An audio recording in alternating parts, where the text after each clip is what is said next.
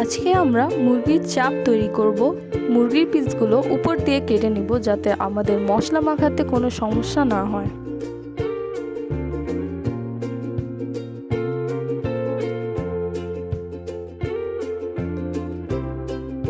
মুরগির পিসগুলো এভাবে কিছুক্ষণ রেখে পিষে নিতে হবে যাতে আমাদের ভাজতে সুবিধা হয়।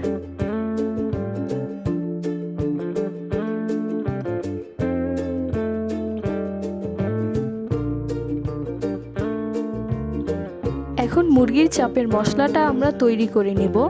এখানে আমি 1 চামচ করে গুঁড়ো মরিচ, সর্ষে বাটা ও 1 চামচ কাঁচামরিচ, আদা বাটা, 1 চামচ ঘরের তৈরি একটি স্পেশাল মশলা আমরা দিয়ে দিলাম। 1 চামচ চাট মশলা ও গুঁড়ো মরিচ দিয়ে দিব। স্বাদ বাড়ানোর জন্য টেস্টিং সল্টও দিয়ে দিলাম। মনে রাখবেন এখানে আমি সবকিছু 1 চামচের পরিমাণে নিয়েছি। 1 চামচ করে ভিনেগার ও সয়া সস অ্যাড করে নিব।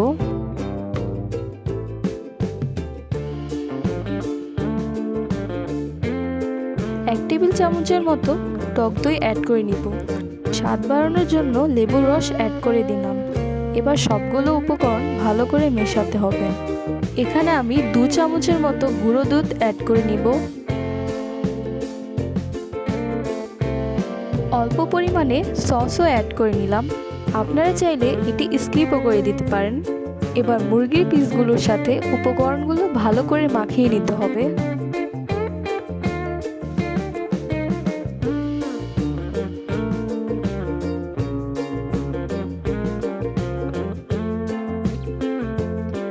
এক কাপ পরিমাণে আটা মিশিয়ে নিব।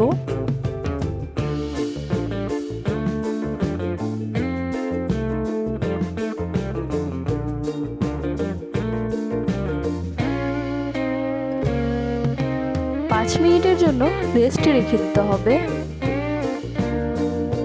তো এখানে প্রায় 5 মিনিট হয়ে গেছে। এখন আমরা 1 চামচের মতো সর্ষের তেল অ্যাড করে নিব। সর্ষের তেল অ্যাড করার কারণে আমাদের চাপে যে স্বাদটি আরও বেড়ে গেছে।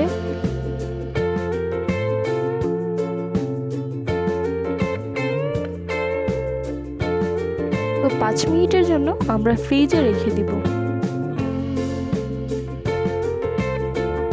এখানে কিছু পরোটা বানিয়ে নিচ্ছি। চাপের সাথে খেতে কিন্তু খুবই দারুণ লাগবে।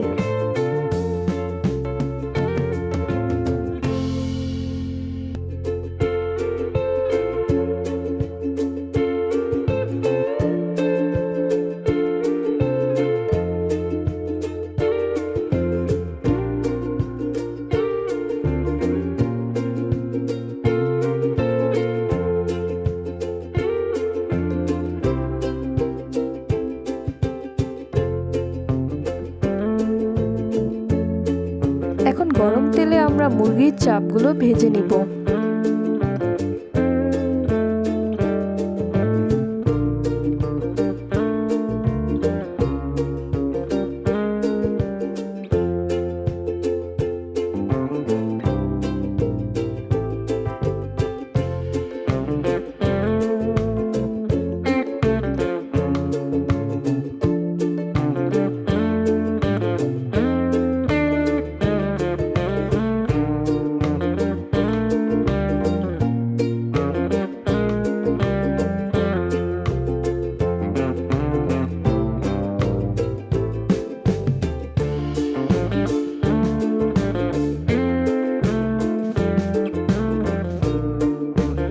দেখুন আমাদের সুস্বাদু মুরগির চাপগুলো তৈরি হয়ে গেল।